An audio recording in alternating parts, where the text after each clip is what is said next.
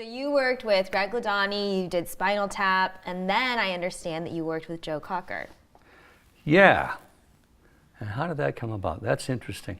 I was working with Greg Ladani in Steve Vai's studio, and the studio manager's name was Richard Landers, who's a dear friend now. And he said, "Oh, you got to meet my friend. You guys are going to get along so great. You know, he likes to ride dirt bikes, and you guys have that same East Coast kind of sense of humor." And his name's Chris Lord-Alge. So I said, "Yeah, I'd love to meet him." Well, this went on for months. I never did meet Chris. Finally, one day, Richard said, "Chris is looking for a piano player to help Joe Cocker. Joe Cocker needs to pick some keys for a record he's doing." So all he wanted me to do was come and sit down and find the right key for Joe to sing in. Okay. And, you know, half an hour into it, Joe's like, I'm saying, "You know, why don't you just change and go to and do this and arrange?" And Joe's like, "Oh, I rather like what this young man's doing here." You know? See, you're so good with the impersonations. Well, you spend that much time with somebody? Really, and Joe. Very sweet and dear, oh, beautiful, beautiful, beautiful man. And he saw right away that I was, you know, I pushed some buttons with him, with the way I was changing keys and arranging things. What if we do the re-intro? And so next thing you know, I'm arranging his record. And I met Joe, and I'll never forget the first day I met Joe, or first day I rehearsed with him was January 18th, 1994. Okay. Because the big earthquake in LA was January 17th, Oh, wow. 1994. So that was the first day. And we did a great record with Chris Lord-Alge, who was amazing to work with. And the record was a huge success, and Joe asked me to go on the road with him. And, you know, I don't know, 33, 35 countries we did on that run. And just became very, very tight. And a lot of the same tastes and things, and, you know, we talk a lot about politics and history and Zulu history, Australian history, you know, very into geography and stuff. Anyway, but I'll never forget at the end of that tour, Joe and I were sitting in Amsterdam, and there's a restaurant we both love there called Purimas. And we would always go to Purimas when we were in Amsterdam. So we're sitting in this restaurant, and he said, "You know, CJ, there's a interviewer who's going to show up, would like to ask us some questions." I said, great, no problem. So she shows up, and she's asking Joe questions. She isn't bothering with me because I'm just eating. So, and finally she said, "You know, just to close with, you just did all these countries in this tour, this world tour. What were some of the best moments?" And Joe looks at me, he goes, "What were some of the, you know?" And I'm thinking, and I said, "What about we played in Marbella, Spain, in a bull ring, and you could still smell the blood from the bullfight." Ooh. And the power was going out, so my organ is dropping like pitch, and I'm the only one because the guitar player and the drummer, and everybody just, "Hey," and Joe's looking back at me like, he has no idea, he thinks I'm on drugs or something. So anyway, we go down all these stories, and now we're crying, we're telling these unbelievable stories. And then I went, "Joe, the question was, what were some of the best moments on the tour?"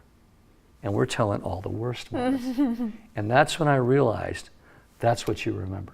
Mm-hmm. You don't say we had the perfect meal and I hit the perfect high note, and that's when you become tight, you know. And that really changed my view on how I look at things. When things are bad or nuts or whatever, you go, "You know what, we're going to remember this. Let's get through this." And, you know, Joe really helped me see that. Just a beautiful man. And that guy, hearing his voice every night through the speakers on stage, that's one of the great treats of my entire career. Mm-hmm. Genius. Now I have to ask you, looking back on your life this far, can you talk about some of the worst moments that you remember the best now? Well, we did Spinal Tap played the Freddie Mercury tribute. That was in '92. Don't say I wasn't born. I don't want to hear it. I was born. Don't worry about Okay, I it. don't want to hear any of that crap. It doesn't matter. It's good. And we came out to 90,000 people and simulcast to 500 million live. And the crowd screaming, tap, tap, tap, tap. And Christopher, or Nigel Tufnell, goes to hit his guitar. Does one of these and he turns around and he goes, I have nothing. I said, oh, don't pull this right now. Don't. And I saw the blood actually, and he had nothing. Now the stage crew comes over the rails and everyone's running, swarming around the stage. Well, the crowd thinks it's part of the act because it's Spinal Tap. And they're just like tap, tap, tap, tap. But that feeling standing there was, I mean, it felt like 15 minutes. Oh, man. And what we ended up finding out is a very prominent guitar player from a very prominent rock band paid the roadies to clip our. He thought that would be funny. No way. It wasn't funny. Man. Do you know who it was? You don't have to say. I but do. How did you find out who Yeah, it we was? can't say the word slash on the.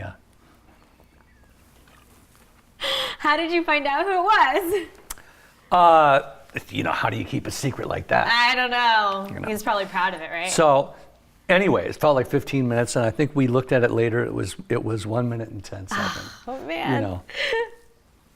But those disasters, you know, you always get through them. Yeah. You always get through them. Have you ever seen Shakespeare in Love? I have. Yeah. Yeah.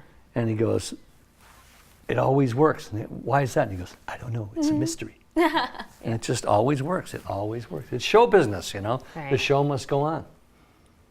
So. Now, do you have any moments where you can just sit back and say, I can't believe that it just all fell together perfectly?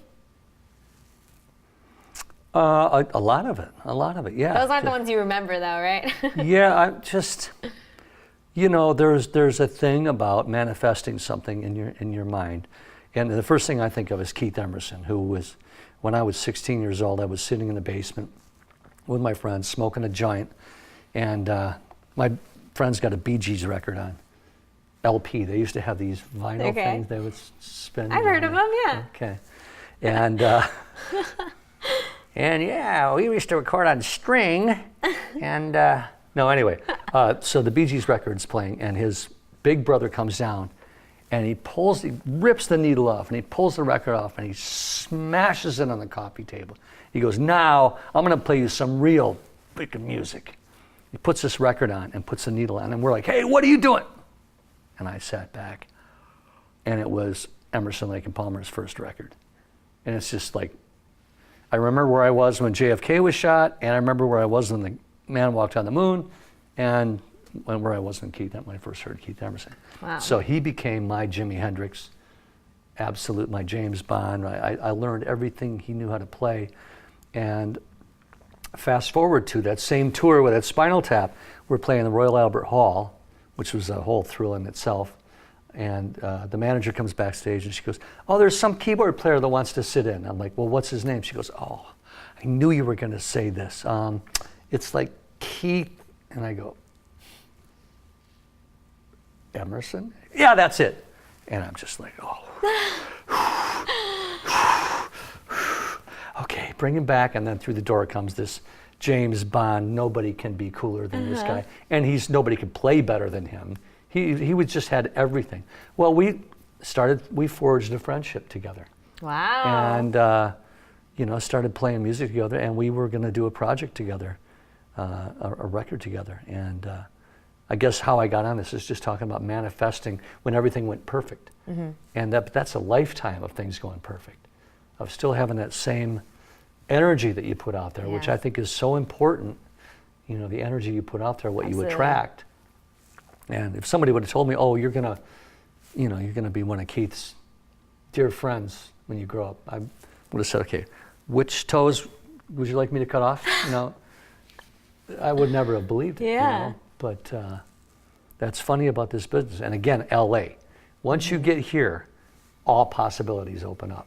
You know, this town is insane for that. Yeah. So. Do you have any good LA stories? Do Do I have any good LA stories? Oh, well, I could tell that one. Do I have any good LA stories? You mean other than seeing a UFO? You saw a UFO. I saw a UFO, yeah. How do you know it was a UFO? Put it this way, I'm an aviation nut. Have been since I was a kid. I can look up and I go, oh, that's an F-22 Raptor. Wow. You know, that's an F-16, that's a blah, blah, blah, blah, blah. And this thing went over 5 times, 10 times bigger than a 747. Wow. And I was in Encino, and I'm in a convertible with my girlfriend at the time. And I didn't say a thing. And I mean, I remember everything about it. The grain of the metal, it was so low. And I just decided I'm not going to say anything else. And I hear, did you see that? And I went, you saw it too? And she goes, yeah. And I said, you know what? We're really close to my house. And I said, when we get back there, we're going to both draw what we saw. And we both drew the exact same V-shaped with five lights on it. Huge, vastly huge, completely silent. So I filed a UFO report. This is early 90s. And the next night I'm at my studio and I'm working, kind of forgot about it. I look up at the TV screen and there's that shape and it says artist rendition. And I grab the remote and turn it up and it says, over 100,000 people sighted this object tonight in Phoenix. And it was the exact 5 lights, same shape that we had both drawn the night before. And they ended up making a movie about it called The Phoenix Lights. Wow. So, I don't know if that's an LA story. That's just an everywhere story. Kind of. But yeah, you know. That's crazy and awesome. Anything can happen in LA. Yeah, well, anything can happen anywhere.